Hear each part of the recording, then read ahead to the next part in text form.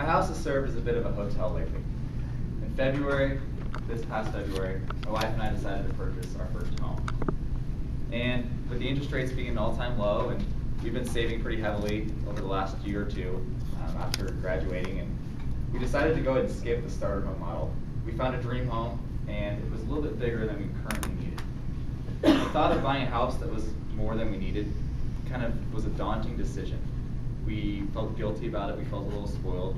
And it wasn't until a conversation that we had with Katie's father, my father-in-law, that really calmed us down and made us feel like we were making the right decision. He first came over to the house, made sure everything looked good. He then walked us through the finances, made sure we would have enough money to save over, kind of helped us make this decision of buying a home. It's a tough decision. But then he asked us a question, and that really is what turned us into making us feel like we had the right decision. That question was, why are you buying this home? Is it for selfish reasons? Is it to upgrade your status in society? Are you just trying to have a nicer kitchen? Do you want to get out of your apartment? What is it?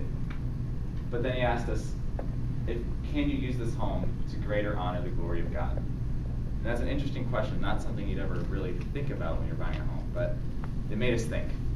We thought about the question, and we realized there was one way we could use our home to greater honor God. And in doing so, we decided to open up our house to anyone who wanted a spare bedroom. Our house is home up to 5 people this summer and 3 dogs. So we went from 2 people to having a full house very quickly. For those of you with kids, this probably sounds like a normal Friday afternoon, but for us, it filled up quickly. Today, I'd like to talk to you a little bit about the people that have been in my lives this summer and over the past year, and just how everything I've learned from them, I want to share that wisdom with you. First, I'd like to talk about my youngest sister, Lydia. My parents have been out of town for about 3 weeks now, so she's been staying with us, and it's been a great experience to live with Lydia again. When I left for college, she was pretty young, and now she's 15 years old and a sophomore at Manhattan High School. Lydia, frankly, is a badass. She's 5'3" and 100 pounds, but she plays the tuba for the Manhattan High School marching band. If there was a bigger instrument, she'd probably play it.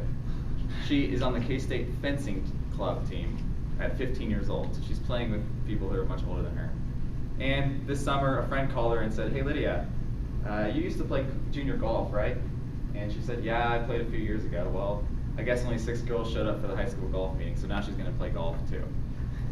Lydia has taught me that you can never be intimidated by a new situation. She's taught me that you should just jump in feet first. Perfect example, this summer I've been playing in a co-rec softball league out in Shawnee.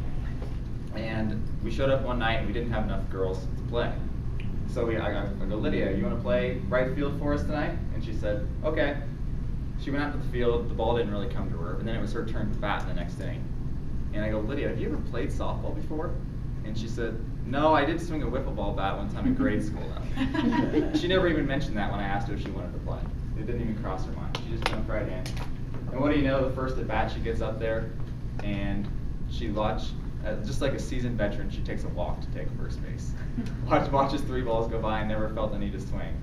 Not that she was intimidated though. She ended up getting 2 more hits later in the game. So she jumped right in and good things happened. So from what I've learned from Lydia is just jump right into new situations and never be intimidated. I've also had the pleasure of living with my other younger sister, Caroline, this summer.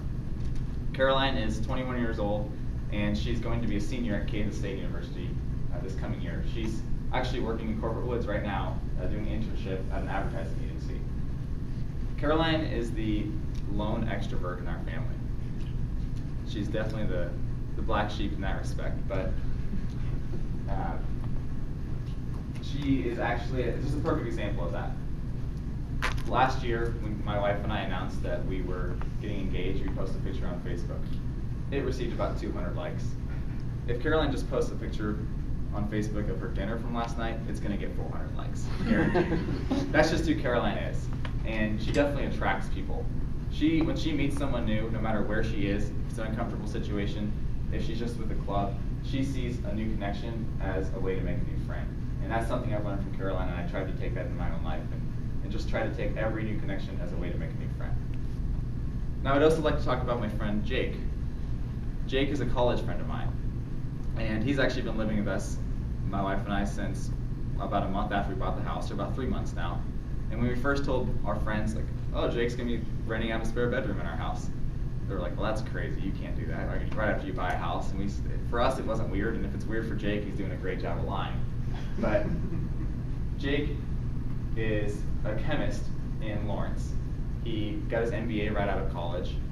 He played high school football, high school baseball, and also college baseball.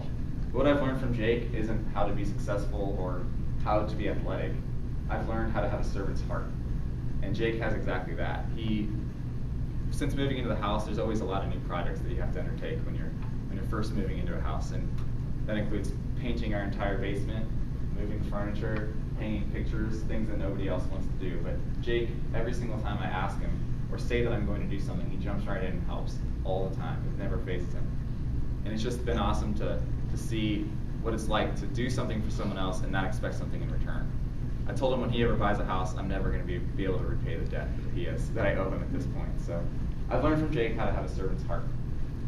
Now lastly, I have to talk about my wife. We've been married for a year, and we've known each other for about 8 years, and we were dated for 3 years before that. So we've known each other for a long time.